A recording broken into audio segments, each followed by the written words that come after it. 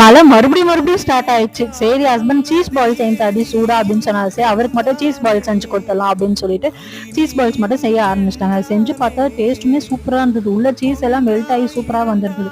சரி ஈஸ்ட் சுகர்லாம் போட்டு ஆக்டிவேட் பண்ணி வச்சுட்டேன்.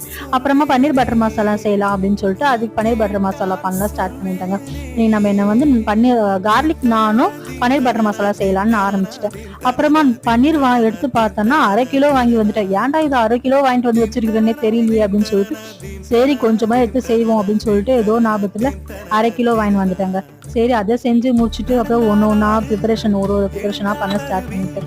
மழை பெஞ்சிட்டே இருக்கு. காலையில இருந்து மழை பெஞ்சிட்டே தான் இருக்கு. சரின்னு சொல்லிட்டு டக்குன்னு எல்லாமே நம்ம ஸ்பீடாவும் செஞ்சு முடிச்சிடலாம் அப்படின்னு சொல்லிட்டு பன்னீர் பட்டர் மசாலாவும் செஞ்சு முடிச்சிட்டாங்க. சூப்பரா இருந்தது. இந்த கஸ்தூரி மெட்டி போடும்போது செம்ம டேஸ்டாவும் இருந்தது. வாசனையுமே சூப்பரா இருந்துச்சு. அப்புறம் வழக்கு போல நான் எல்லாம் போட்டு ஒரு பிளேட்ல வச்சு சாப்பிட்டுட்டோம். பாய்.